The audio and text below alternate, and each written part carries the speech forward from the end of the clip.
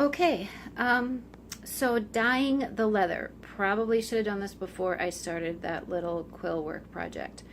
But as I was thinking about what kind of gem or what I want to put in the middle there, I started thinking about how the finished product was going to look and if I was going to be dyeing the leather or not, and if I wanted this little medallion to match. If you haven't figured out by now, I have two different projects going on. The axe sheath is one project, and the medallion was another quill work project that I had done. And the medallion is actually going to be a little cover to hide the snap that's going to keep the top of the sheath closed. So I took my little sample piece here where I was practicing to see if the quills would work on the leather and dyed it to see how the quills would take the leather, if it would, and they don't. So I was happy with the way that turned out. So I decided that I would go ahead and dye the whole piece, including that little medallion. I could have left that lighter tan color as well, and I think it would have looked fine, but I like it better dyed the same color as the rest of the sheath. So you can see it's kind of blotchy. It's got one layer of dye on here. I've seen some sites, people that work with leather, that suggest covering the leather in olive oil first to even it out. And they say that it makes the dye take more evenly. I don't mind a blotchy look. This is still drying, so it's not going to look quite like this when it's finished. But I don't mind a little bit of variation in color, so I didn't do that. When you're putting on the dye, I just used regular, whatever this kind of leather dye is. I'm not endorsing any of these products. This is just what I happen to find at the store and what works for me. So, and this is saddle tan, so it's a little bit of a reddish color. You can also dilute this. This is full strength, one coat full strength.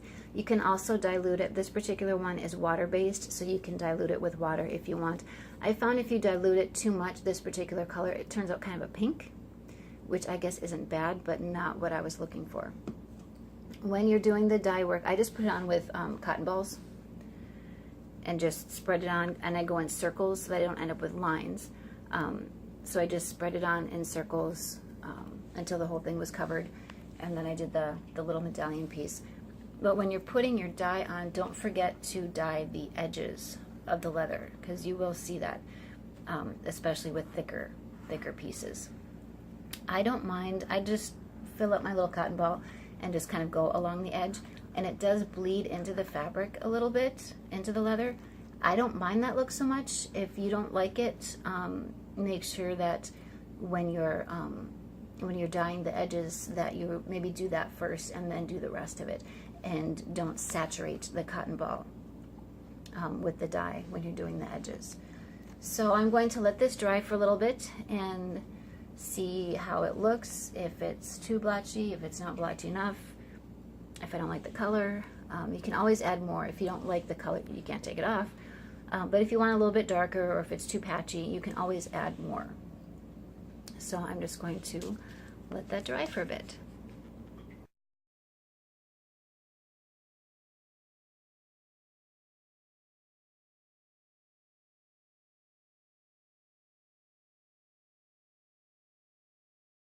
Okay, so I'm doing the final fitting before I do the punching and sewing to put this all together. So I have my extra strip of leather here that's going to protect the blade, or the laces actually. So when I match it up to the edge, you can see it curves in a little bit. So if I don't make an adjustment in the leather, when I do the stitching, it's going to get all puckered and it's not going to stitch right there. So I traced a line that matches how that goes. So what I'll do is I'll cut this out to here and then flip it over and trace it on the other side, so that when I put the sides together, they actually match up the way they're supposed to. Okay, so I made that last adjustment, and now it will fold down and match nicely. So you can see I ended up with a little bit of a butterfly kind of there in the middle. So now what I will do is glue this piece where it goes, and a little bit along the bottom here, and then I'll do the punching, and I can start sewing. Okay, so I have my holes punched. That little strip of leather I put in for reinforcement is 1/4 of an inch, so I measured out 1/8 inch from the top and just kind of scored a line there so that I would know how deep to make my punches. And then I measured them out. I did these at 1/2 centimeter. 1/4 inch seemed a little too big, and 1/8 inch was a little bit too small. 1/2 centimeter was just right. And then all the way around the corner to here, because again we need to have enough space here for the wider axe or hatchet handle to actually fit through the hole. And when I measured it, this was about where it needs to be. I might end up putting 1 or 2 more. We'll kind of see when I get this stitched how it all comes together. Again, there's no holes up here because this is going to fold over and be kind of the cover. So now it's time to start stitching. Okay, so I have the main sewing finished. I've sewn up the parts that I glued. I put a couple dabs of glue at the beginning stitches, and then at the end. It's already starting to dry there. It'll dry clear, so I'm not too worried about it. This is a double lace stitch. I'm not going to go into detail of how to do it. It's pretty easy to find online. And again, I don't have the right camera set up to actually show you how to do it, but it's a double lace stitch. So the main part of the sewing is finished. I tested it out with the hatchet to make sure that this space from here to here was big enough for the widest part of the handle, and that will be fine.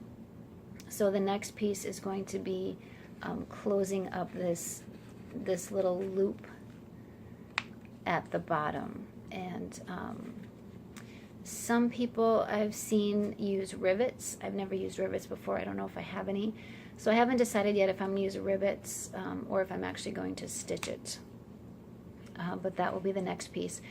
And when the flap comes over, I'm thinking about repeating this double stitch, this double lace stitch around here, just as a decorative accent. I haven't decided for sure if that's what I'm going to do, but the shape of it's coming together. I'm pretty happy with it. And then again, the quill work and beaded applique is going to go right about here to cover the snap that will hold this tight. So that's where we are now.